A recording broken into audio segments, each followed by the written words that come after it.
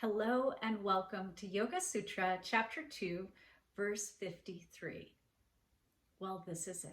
This is the fifth of these sutras that are packaged together about pranayama, these 5 sutras. We started at 2.49, 2.50, 2.51, 2.52, and then we complete with this one. And it's very straightforward, that practicing pranayama prepares you to meditate. This is literally the ramp up that you need to be able to find meditation more easeful.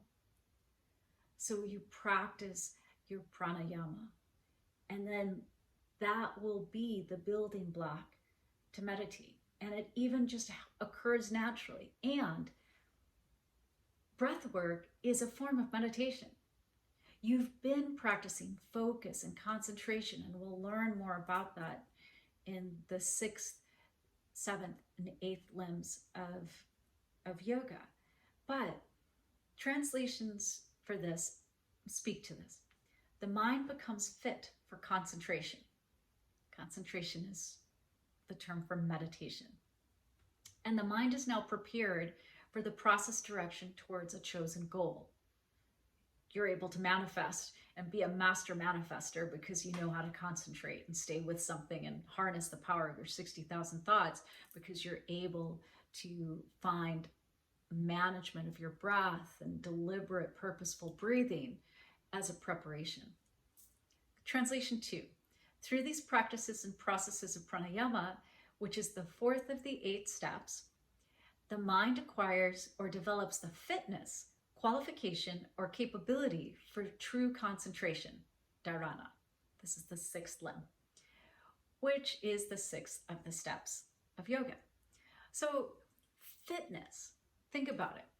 If you say to me, you want to run a marathon, I think that's great. That's amazing. Like absolutely just amazing. But if you say to me, you want to run a marathon and it's next week and you're just going to go out and run it, I'd say, hey, you sure about that? Is that a good idea? Because if you prepared and there's the potential for injury, and really you think that you could run 26 miles without any prior preparation? So this is why we prepare. If you're going to run a marathon, you're going to eat differently, you're going to practice running, you're going to get fit. And this is fitness for the body with marathon preparation. But for meditation, we are creating fitness for the mind. The mind muscle has to get worked out just like a bicep curl, or a tricep kickback or lat pull downs. So that's what we're doing with pranayama as well. It's helping you create a more fit mind, a mind that is able to understand how to regulate, how to be deliberate, how to be mindful, how to be purposeful. And that's a really important part of moving into meditation, dharana, the 6th limb. Next translation. And the mind is prepared for concentrated meditation. Next one. And thought becomes fit for concentration. So that previous one says that your mind is fit for concentration. This one says your thoughts are fit for concentration. And then the next one, the vista of higher consciousness is revealed. That's from the Shala Joy Devi. The vista of higher consciousness is revealed. That there's an up-leveling, that we are on our way to transcendence, and we can see it like the vista. Like, how do I get there? How do I get to samadhi, the 8th limb of yoga? Transcendence, ascension, oneness. How do I get there? If I can't even see it, I don't know where that is. Well, here at this point, we now can see where that is. We can see it there in the vista in the distance. And that's really exciting, but that comes from cleansing the lens of consciousness with pranayama. Otherwise, if it's dirty, it could be right there in front of us, but we can't see it. This way,